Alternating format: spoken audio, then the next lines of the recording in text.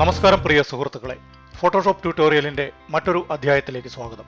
ഈ അധ്യായത്തിൽ നമ്മൾ പരിശോധിക്കുന്നത് എക്സ്പോർട്ട് ലേയേഴ്സ് ടു ഫയൽസ്, അതായത് ഒരു ഫയലിൽ ഉള്ള ലേയേഴ്സിനെ നമ്മൾ ഇൻഡിവിജ്വൽ ഇമേജസായി അല്ലെങ്കിൽ ഇൻഡിവിജ്വൽ ഫയൽസായി സിംഗിൾ കമാൻഡിൽ എങ്ങനെ എക്സ്പോർട്ട് ചെയ്യാം എന്നുള്ളതാണ്. ഈ വിഷയത്തിൽ ഈ ചാനലിൽ തന്നെ മുൻപ് ഒരു വീഡിയോ ഞാൻ പോസ്റ്റ് ചെയ്തിരുന്നു. അത് ഫോട്ടോഷോപ്പിന്റെ CS6 വേർഷൻ ഉപയോഗിച്ചിട്ടാണ് ചെയ്തിരുന്നത്. അതിൽ ഒരു സ്ക്രിപ്റ്റിനെ എഡിറ്റ് ചെയ്ത് നമ്മൾക്ക് ആവശ്യമുള്ള രീതിയിലാക്കിയതിന് ശേഷം ആ സ്ക്രിപ്റ്റ് ഉപയോഗിച്ചിട്ടാണ് അത് ചെയ്തിരുന്നത്. എന്നാൽ ഇപ്പോൾ ഇവിടെ ഫോട്ടോഷോപ്പിന്റെ ഏറ്റവും പുതിയ വേർഷനായ 2017 റിലീസ് ആണ് ഇതിനായി ഉപയോഗിക്കുന്നത്.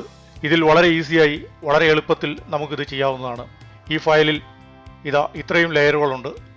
ഇവിടെ കാണാം 9 ലെയറുകളുണ്ട്. ഓരോ ലെയറുകൾക്കും ഞാൻ പേര് കൊടുത്തിട്ടുണ്ട്. M1, M2, M3 അങ്ങനെ നമുക്ക് ഇഷ്ടമുള്ള ഏത് പേരുകളും കൊടുക്കാം. ഇതിൻ്റെ ഒരു പ്രയോജനം അല്ലെങ്കിൽ ഇതിൻ്റെ ഒരു അഡ്വാൻറ്റേജ് എന്താണെന്ന് വെച്ച് കഴിഞ്ഞാൽ, നമുക്കിപ്പോൾ ഒരു ഓൺലൈൻ ആപ്ലിക്കേഷൻ, നമ്മളിപ്പോൾ ഒരു സ്റ്റുഡിയോ നടത്തുന്ന ആളാണ്, അല്ലെങ്കിൽ ഒരു കോളേജ് സ്റ്റുഡൻസിൻ്റെ ഫോട്ടോസ് എടുത്തിട്ടുണ്ട്, അതല്ലെങ്കിൽ കുറേ അധികം ഗ്രൂപ്പ് ഫോട്ടോസ് നമ്മൾ എടുത്തിട്ടുണ്ട്. ഇതെല്ലാം ഇൻഡിവിജ്വൽ ഫയൽസായി ഒരേ ഇമേജ് സൈസിൽ അല്ലെങ്കിൽ ഒരേ ഫയൽ സൈസിൽ നമ്മൾക്ക് ഡിസ്ട്രിബ്യൂട്ട് ചെയ്യണം, അല്ലെങ്കിൽ അപ്ലോഡ് ചെയ്യണം, അല്ലെങ്കിൽ ഒരു ആപ്ലിക്കേഷന് വേണ്ടിയിട്ട് കൊടുക്കുന്നതിന് ഇൻഡിവിജ്വലായി ഓരോരുത്തർക്കും കൊടുക്കേണ്ടതുണ്ട്. അങ്ങനെ വരുമ്പോൾ ഓരോ ഫയൽസും അതാത് ആളുകളുടെ പേരിൽ, ഇപ്പോൾ വ്യക്തികളാണെങ്കിൽ അല്ലെങ്കിൽ കാൻഡിഡേറ്റ്സ് ആണെങ്കിൽ അവരവരുടെ പേരുകളിൽ തന്നെ അപ്ലോഡ് ചെയ്യേണ്ടി വരും, അല്ലെങ്കിൽ അത് ഡിസ്ട്രിബ്യൂട്ട് ചെയ്യേണ്ടി വരും. അപ്പോൾ ഓരോരുത്തരുടെയും പേരുകളിൽ ഓരോരോ ഫയൽസ് ഓരോ തവണയും സേവ് ചെയ്യുന്നത് വളരെയേറെ ബുദ്ധിമുട്ടുള്ള കാര്യമാണ്. അതിനുള്ള ഏറ്റവും നല്ല ഒരു പരിഹാരമാണ് ഒരു ഫയലിൽ തന്നെ ഈ ഫോട്ടോസ് അല്ലെങ്കിൽ ഈ ഇമേജസ് എല്ലാം പ്ലേസ് ചെയ്തതിന് ശേഷം നമ്മൾക്ക് ആവശ്യമുള്ള സൈസിൽ ഇതിനെ ക്രോപ്പ് ചെയ്തതിന് ശേഷം, ഇമേജ് സൈസ് കറക്റ്റ് ചെയ്തതിന് ശേഷം ഒരു സിംഗിൾ കമാൻഡിൽ നമുക്ക് ഇതിനെ എല്ലാം ഇൻഡിവിജ്വൽ ഫയൽസാക്കി സേവ് ചെയ്യാവുന്നതാണ്. അതിനായി ഓരോ ഇമേജസിനും അതാതിൻ്റെ ലെയറിൽ അതാത് പേരുകൾ മാത്രം നൽകുക. അതുമാത്രമാണ് ഇതിൽ പ്രധാനമായിട്ടും നമ്മൾ ശ്രദ്ധിക്കേണ്ട ഒരു കാര്യം. ഇവിടെ ഞാൻ ഈ ലെയറിന് പേര് നൽകിയിരിക്കുന്നത് M1 എന്നാണ്. അത് നമ്മൾക്കിഷ്ടമുള്ള അല്ലെങ്കിൽ ആ ഇമേജിൻ്റെ ഉടമസ്ഥൻ്റെ പേരെന്താണോ ആ പേരായിരിക്കണം നൽകേണ്ടത്, അല്ലെങ്കിൽ ഏത് പേരാണോ ആവശ്യം ആ ഇമേജിന് ആ പേര് തന്നെ ആയിരിക്കണം നൽകേണ്ടത്.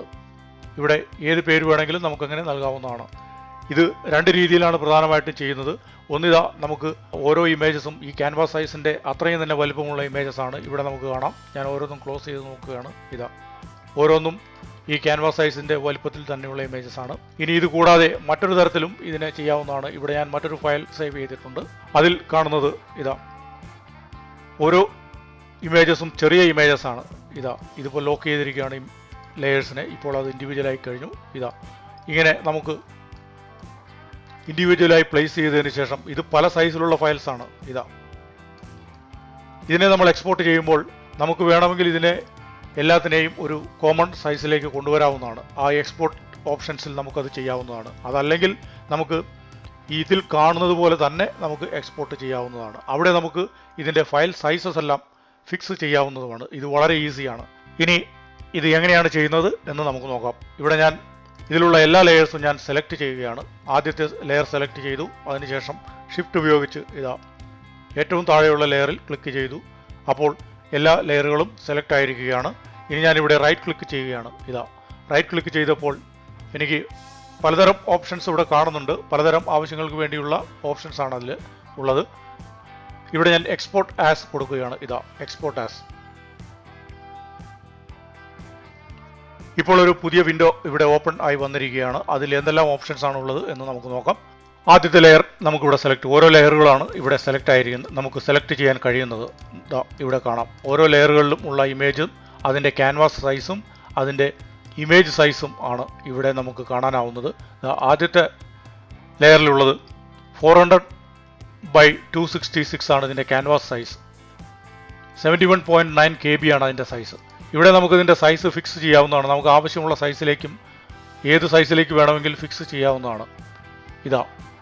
ഇപ്പോൾ ഇവിടെ റൈറ്റ് സൈഡിൽ കാണുന്ന ചില ഓപ്ഷൻസ് ഉണ്ട്. അതെന്തൊക്കെയാണെന്ന് നമുക്കൊന്ന് നോക്കാം. ആദ്യമായി ഫയൽ സെറ്റിംഗ്സിൻ്റെ താഴെ ഫോർമാറ്റ് ഉണ്ട്. ഏത് ഫോർമാറ്റിലേക്കാണ് നമുക്കിത് സേവ് ചെയ്യേണ്ടത്? ഇവിടെ പലതരം ഫോർമാറ്റ് കൊടുത്തിട്ടുണ്ട്. JPEG, PNG, GIF, SVG. ഞാനിവിടെ JPEG ആണ് സെലക്ട് ചെയ്യുന്നത്. ഇവിടെ 400 എന്നുള്ളത് ഞാൻ വേണമെങ്കിൽ ഒരു 500 ആക്കുകയാണ്. അപ്പോൾ ആ ഇമേജ് വലുതാവുന്നത് നമുക്ക് കാണാം. ഇപ്പോൾ ഞാൻ ആ ഒരു ഇമേജ് മാത്രമാണ് വലുതാക്കിയിരിക്കുന്നത്. ആ ഒരു ലെയറിലുള്ള ഇമേജ് ഞാൻ സെലക്ട് ചെയ്തിരിക്കുന്ന ലെയർ ഇവിടെ ഇതാ M4 എന്നാണ് ആ ലെയറിൻ്റെ പേര്. അതുമാത്രമാണ് ഇമേജ് സൈസ് വലുതായിരിക്കുന്നത്.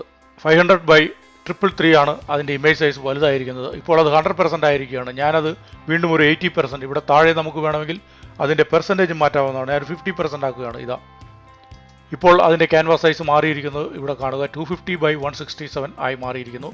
അതിൻ്റെ ഇമേജ് സൈസ് മാറിയിരിക്കുന്നത് കാണാം. ഇങ്ങനെ ഓരോന്നും നമുക്കിവിടെ മാറ്റാവുന്നതാണ്.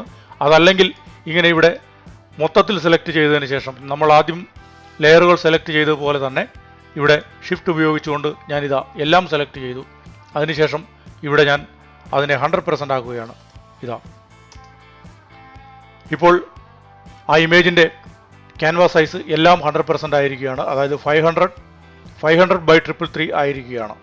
ഓക്കെ, ഇനി നമുക്ക് മറ്റെന്തെല്ലാം ഓപ്ഷൻസ് ആണ് ഉള്ളത് എന്ന് നോക്കാം. ഇവിടെ വേണമെങ്കിൽ എനിക്ക് വിഡ്ത്ത് ഹൈറ്റ് ഫിക്സ് ചെയ്യാം. ക്യാൻവാസ് സൈസ് അതായത് നമുക്ക് ആവശ്യമുള്ള രീതിയിലേക്ക് ഫിക്സ് ചെയ്യാവുന്നതാണ്. അത് ഏതായാലും ഇവിടെ ഞാൻ ചെയ്യുന്നില്ല, കാരണം എനിക്കിത് ക്യാൻവാസ് സൈസ് മാറ്റേണ്ട കാര്യമില്ല. ഇവിടെ പെർസെൻറ്റേജിൽ എനിക്ക് മാറ്റിയാൽ മാത്രം മതി. പെർസെൻറ്റേജ് എത്ര ആവശ്യമുള്ള പെർസെൻറ്റേജിൽ മാറ്റി ഇവിടെ ഫയൽ സൈസും എനിക്ക് കാണാവുന്നതാണ്. ഒരു റിക്വയർഡ് ഫയൽ സൈസ് ഉണ്ടെന്നുണ്ടെങ്കിൽ നമുക്കൊരു ആവശ്യപ്പെട്ടിരിക്കുന്ന ഒരു ചിലപ്പോൾ 30 KB അല്ലെങ്കിൽ 50 KB അല്ലെങ്കിൽ 100 KBയിൽ താഴെ വേണം എന്നൊക്കെ ചിലപ്പോൾ ആവശ്യപ്പെടാറുണ്ട്. അങ്ങനെ വരുമ്പോൾ അതും നമുക്കിവിടെ ഫിക്സ് ചെയ്യാവുന്നതാണ്. ചില ഫയൽസ് ചിലപ്പോൾ അതിൻ്റെ ഇമേജ് പിക്സൽസിനെ അടിസ്ഥാനപ്പെടുത്തി ചിലപ്പോൾ ഇമേജ് സൈസ് കൂടാറുണ്ട്. ഇവിടെ ഇതാ ഒരേ ക്യാൻവാസ് സൈസ് ആയിട്ട് പോലും ഇവിടെ 105.4 KB ആണ് ഈ ഇമേജിൻ്റെ ഇമേജ് സൈസ്. അതേസമയം ഇവിടെ മറ്റു പലതിനും അത്രയും കാണുന്നില്ല. അത് ആ ഇമേജിൻ്റെ ക്വാളിറ്റിയെ ആശ്രയിച്ചും കൂടിയാണ് സ്ഥിതി ചെയ്യുന്നത്. ഓക്കെ, നമുക്കിവിടെ 100% ആണ്. 500/333 ആണ് ഇതിൻ്റെ ക്യാൻവാസ് സൈസ്. ഇനി നമുക്ക് താഴേക്ക് നോക്കാം. ക്യാൻവാസ് സൈസ് തൽക്കാലം ഞാനൊന്നും ചെയ്യുന്നില്ല. മെറ്റാഡാറ്റ നൺ, അതൊന്നും തൽക്കാലം ചെയ്യുന്നില്ല. Convert to sRGB. Okay, RGB തന്നെയാണ് എനിക്ക് ആവശ്യം. ഇനി ഞാനിവിടെ എക്സ്പോർട്ട് ഓൾ കൊടുക്കുകയാണ്. ഇതാ എക്സ്പോർട്ട് ഓൾ. അപ്പോൾ നമുക്കൊരു ഡെസ്റ്റിനേഷൻ ഫോൾഡർ സെലക്ട് ചെയ്യേണ്ടതുണ്ട്. ഞാൻ ഡെസ്ക്ടോപ്പിൽ ഇതാ ഒരു പുതിയ ഫോൾഡർ ഇവിടെ ഓൾറെഡി ക്രിയേറ്റ് ചെയ്തിട്ടുണ്ടായിരുന്നു. എക്സ്പോർട്ട് എന്നാണ് അതിൻ്റെ പേര്. അത് സെലക്ട് ചെയ്തിരിക്കുകയാണ്. അതിനുശേഷം എൻ്റെ ഡെസ്ക്ടോപ്പിലാണ് ഞാനിപ്പോൾ സേവ് ചെയ്തിരിക്കുന്നത്. ഓക്കെ, എക്സ്പോർട്ട് കൊടുക്കുകയാണ്. ഇതാ ഇപ്പോൾ ഈ 9 ലെയറുകളും ഇൻഡിവിജ്വൽ ഇമേജസായി അവിടെ സേവ് ചെയ്തിരിക്കുന്നത് കാണാം. നമുക്ക് നോക്കാം. ഇതാ എക്സ്പോർട്ട് എന്ന ഫോൾഡർ എടുക്കുന്നു. ഇതാ നമുക്കിവിടെ കാണാം. അതിൽ 9 ലെയറുകളാണ് ഉണ്ടായിരുന്നത്. ആ 9 ലെയറുകളും ഇൻഡിവിജ്വൽ ഫയൽസായി ഇവിടെ സേവ് ആയിരിക്കുകയാണ്. ഫോട്ടോഷോപ്പിൽ ഒരു ഇമേജിനെ നമുക്കൊന്ന് ഓപ്പൺ ചെയ്ത് നോക്കാം. ഓപ്പൺ വിത്ത് കൊടുക്കാം. ഇതാ ഓപ്പൺ വിത്ത് ഫോട്ടോഷോപ്പ് 2017. ഇതാ അത് ഒരു ഇൻഡിവിജ്വൽ ഫയലായി ഇവിടെ സേവ് ആയി വന്നിരിക്കുന്നത് നമുക്ക് കാണാം. അതിൻ്റെ പേര് M1 എന്നാണ്. ഈ M1 തന്നെയായിരുന്നു അതിൽ ആ ലെയറിൻ്റെ പേര്, ആ ഫയലിലെ ലെയറിൻ്റെ പേര്. നമ്മൾ എക്സ്പോർട്ട് ചെയ്ത ഫയലിൽ ആ ലെയറിൻ്റെ പേര് M1 എന്ന് തന്നെയായിരുന്നു. ആ M1 തന്നെയാണ് ഇവിടെ ഇപ്പോൾ ഓപ്പൺ ആയി വന്നിരിക്കുന്നത്. ഓക്കെ, ഞാനത് ക്ലോസ് ചെയ്യുന്നു. വേറൊരു ഫയൽ കൂടി വേണമെങ്കിൽ നമുക്ക് ഓപ്പൺ ചെയ്ത് നോക്കാം. ഇതാ M9 നോക്കാം. ഞാൻ ഓപ്പൺ വിത്ത് കൊടുക്കുന്നു. ഇത് M9 ആണ്. ഇതാ M9 ഇമേജ് ഇതാണ്. അതിൻ്റെ ഒറിജിനൽ ഫയലിൽ നമുക്ക് നോക്കാം. ഇതാ M9. നമുക്കത് അതിന് മുകളിലുള്ള ലെയേഴ്സ് എല്ലാം ക്ലോസ് ചെയ്താലേ അത് കാണാൻ സാധ്യമാവുകയുള്ളൂ. ഇതാ ഇപ്പോൾ M9 നമുക്കിവിടെ കാണാവുന്നതാണ്. അത് തന്നെയാണ് ആ ഇമേജും. ഇതാണ് ഒരു രീതി. ഇതുപോലെ ധാരാളം ലെയേഴ്സ് നമുക്ക് ഒരേ സമയം എക്സ്പോർട്ട് ചെയ്യാവുന്നതാണ്. ഫോട്ടോഷോപ്പിൽ എത്ര ലെയറുകൾ ഒരു ഫയലിൽ ഉൾക്കൊള്ളിക്കാമോ അത്രയും ലെയറുകളെ എല്ലാം നമുക്ക് ഇൻഡിവിജ്വൽ ഫയൽസായി ഇതുപോലെ എക്സ്പോർട്ട് ചെയ്യാവുന്നതാണ്. ഇനി മറ്റൊരു മാർഗം നമുക്ക് നോക്കാം. ഞാൻ ഈ ഫയൽ ക്ലോസ് ചെയ്യുന്നു. ഓക്കെ, ഇത് മറ്റൊരു രീതിയാണ്. ഇവിടെ ഞാൻ ഓരോ ഇമേജസും ഇൻഡിവിജ്വലായി പ്ലേസ് ചെയ്തിരിക്കുകയാണ്. അത് മാത്രവുമല്ല അതിൻ്റെ എല്ലാം സൈസസും ഡിഫറൻ്റ് ആണ്. ഇതൊരു സ്ക്വയർ സൈസാണ്, ഇത് മറ്റൊരു സൈസാണ്, ഇത് വേറൊരു സൈസാണ്. ഇങ്ങനെ പലതരം ഇതിൻ്റെ അലൈൻമെൻറ്റുകൾ ശ്രദ്ധിക്കുക. ഇവിടെ ഒരു പർപ്പിൾ ലൈൻ നമുക്ക് കാണാം. ഇവിടെ ഓരോ പടങ്ങളും സെലക്ട് ചെയ്യുമ്പോൾ ഇതൊക്കെ ഫോട്ടോഷോപ്പിലുള്ള പുതിയ പുതിയ ഫീച്ചേഴ്സാണ്. ഇതിന് സ്മാർട്ട് ഗൈഡ്സ് എന്നാണ് പറയുന്നത്. ഇവിടെ വ്യൂവിൽ പോയി കഴിഞ്ഞാൽ ഇവിടെ ഷോ എന്ന ഓപ്ഷനിൽ നമുക്കിവിടെ കാണാം. സ്മാർട്ട് ഗൈഡ്സ് ആണ്. സ്മാർട്ട് ഗൈഡ്സ് ഓൺ ചെയ്തിട്ട് കഴിഞ്ഞാൽ നമുക്കിവിടെ ഈ അലൈൻമെൻറ്റുകളൊക്കെ വളരെ ഈസിയാണ്. ഇത് ഇൻഡിസൈൻ, ഇല്ലസ്ട്രേറ്റർ എന്നിവയിലെല്ലാം ഇതേ മെത്തേഡിൽ തന്നെയാണ്. നമുക്ക് വളരെ ഈസിയായി ഇമേജസിനെ എല്ലാം അല്ലെങ്കിൽ ഒബ്ജക്ട്സിനെ എല്ലാം ഇതുപോലെ അലൈൻ ചെയ്യാനുള്ള ഒരു ഓപ്ഷനാണത്. ഓക്കെ, ഇപ്പോൾ ഇവിടെ ഈ ഇമേജസ് പല സൈസിലാണ് ഞാൻ കാണിച്ചിരിക്കുന്നത്, പല സൈസിലാണ് പ്ലേസ് ചെയ്തിരിക്കുന്നത്. ഇനി ഞാൻ ഇതിനെ എക്സ്പോർട്ട് ആസ് കൊടുക്കുകയാണ്. ആദ്യത്തെ ഇമേജ് സെലക്ട് ചെയ്തു. അതിനുശേഷം അവസാനത്തെ ഇമേജിനെ ഷിഫ്റ്റ് ഉപയോഗിച്ച് സെലക്ട് ചെയ്തു. ഇവിടെ റൈറ്റ് ക്ലിക്ക് ചെയ്യുകയാണ്, എക്സ്പോർട്ട് ആസ് കൊടുക്കുകയാണ്.